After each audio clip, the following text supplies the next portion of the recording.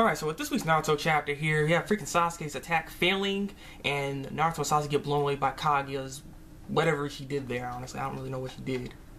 But the force of that momentum made them just really fly away. Sasuke is about to actually fall into the lava, and Naruto's just doing all kinds of cartwheels up in midair and crap. Fortunately though, Sasuke just uses his teleportation technique to go behind Naruto to stop him from doing all those cartwheels, and then grabs onto Naruto's leg so he doesn't fall down to the lava. Naruto proceeds to actually use the little black orb thing that's around him and makes that into like a platform for Sasuke to stand on. And I like that too, because I was wondering if he can use those orbs or something, because I mean, using all of the other sage abilities, so use that too, you know? Those things are kind of OP. They can erase ninjutsu and all that crap, you know? Things ridiculous. So, hey, you know, you should throw some of those at Kaguya or something, you know? She likes balls getting thrown at her face. Ha! So after that, we see Kaguya basically jump through dimensions. What the heck? After she jumped through the dimensions, she ends up grabbing onto Naruto and Sasuke's face, and Naruto and Sasuke can no longer move. This girl is freaking OP. If she really wanted to, honestly, right now, she could have just killed them. She could have just killed them, but no, she actually rather explained some stuff to them, which is actually very interesting. And thank you, Kishi freaking Moto. Thank you. I was waiting for an explanation to something, and you finally go ahead and actually go and start explaining some stuff. Thank you. This is what I've been asking for. If you watch my last two reviews, I've been saying he needs to start explaining some stuff, because after he gave that little bit of information with White Zetsu and Black Zetsu and everything started getting confusing. He started rewriting the whole story, and he's still rewriting the whole story, but you know, it's interesting how he did all of this.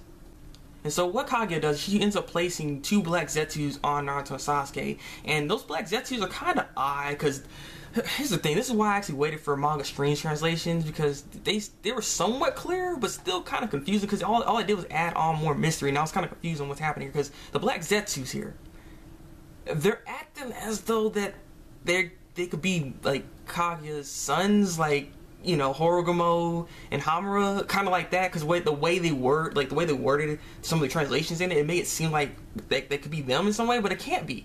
It's kind of weird how they worded it, but I don't know. With the manga Panda's translation, they didn't sound like that at all, so I don't know what's happening there. But yeah, they go on and explaining some stuff, so let me just go down a list of some of the things that they went through. That sealing technique that Naruto and Sasuke had, which is on their hand, the sun and the moon, that thing actually was what made the Ten Tails change into the core of the Kyubaku Tensei. So you figure out how that actually went to be, or how that came to be, I mean. 2, apparently, when it comes to Kaguya here, after she ate that fruit, she wasn't just like a holder of chakra, but she kind of like became the Kyubi itself. That's what it seems like from what this translation was telling me here. It seems like as though that she is a part of the Kyubi. She is really the Kyubi at the end of the day, is what it is. Not just the god tree, it's also her. So herself is actually within the tree. Makes sense. And now this one right here, number 3, this one doesn't really quite make sense, because what Black Zetsu was saying here is that she wanted all the chakra so that she can disperse it to her sons. But you know, this is kind of weird, but wasn't she like the only one with chakra at the time? I mean, that's why she ate the god tree fruit, and she got all that chakra. She became all powerful and nobody can stop her. So what do you mean by getting all the chakra so you can disperse it to them? I mean, why would anyone else have chakra at the time? I mean, it sounds like they're trying to like justify the fact that she did her whole little, you know, infinite Tsukiyomi and exhorted everybody and made them to White Zetsu. So then, like I'm saying, like, it doesn't really quite make sense here. So that honestly is a kind of inconsistency with what we already know. So I don't know, maybe a translation problem, because again, this is from the manga stream translation. So I don't know. It just seems kind of odd, is all I'm saying. It doesn't really make sense, but I'll leave it at that. Though actually, before I leave it at that, I forgot to actually mention that Kaguya was actually crying the moment she got out of that dimension, and she kind of like looked at Naruto and Sasuke and it reminded her of her sons. And with what he was just saying here, how she was trying to disperse the chakra to her sons and everything, this indicates that she really cared about her children a lot. That she was even willing to sacrifice all her chakra to give it to them, disperse it in half and give it to them. So I mean, it's interesting then, because we kind of need to see her backstory at this point, and seeing what's going on with her, like how she turned, I guess. I mean, it's like, was she really even evil then to begin with? Because every person, every villain in Naruto has some type of motive and some reasonings behind what they're doing. So she's no different. She's just not pure evil. And we're seeing here that she has emotions, she cares. So I'm curious of what exactly she's gonna do here. So yeah, I just really want to see like some kind of flashback at this point when it comes to Kaguya's past. It's very interesting. Okay, and this was also very interesting too. Freaking Black Zetsu, because after Kaguya before Kaguya got sealed by her sons, two Black Zetsu's or Black Zetsu came to be, and this Black Zetsu was the reason for literally everything at this point in the story. Like, this Black Zetsu created literally the war between the Uchiha and the Senju by getting Indra and manipulating him in a way to get them to fight against each other, so that he can find a successor strong enough to be able to get enough chakra to bring back Kaguya, which was the whole plan all along. And I was actually talking about this in my comment section with some of my subscribers, that this might be the case here, that she just needed enough chakra to come back, and that's what is actually happening here. So yeah. And so what happened basically is that he was looking for successors, and a lot of them were failing until he found Madara. Madara was the one. He was the one. Black Zetsu even went so far to actually mess with the stone tablet itself, and I love this because the thing here is, the stone tablet didn't make no sense. It didn't make any sense. Like the stone tablet made it seem like you had to be evil. Like you didn't really care about people. Like it wasn't a tablet to enlighten anybody. It just kind of tells you the formula of how you can just kind of rule the world in a way. You know, and it didn't make any sense to me. I'm like, how is this peaceful? You know, if Harogomo wrote this, how is this peaceful? How is it supposed to help anybody? That's why I didn't understand. But we find out here that the Black Zetsu actually rewrote that tablet, and that's how. It's not even a misinterpretation. It's just the fact that he tricked Madara into believing that's what he had to go do, and with that trick, made this whole mess. So yeah, this whole trick was just to make a power-hungry fool so that this person can revive Kaguya. That was a good plan. That was a good plan, and it finally succeeded. Another interesting bit that we have in this chapter too is that apparently how Madara got some of Hashirama's DNA.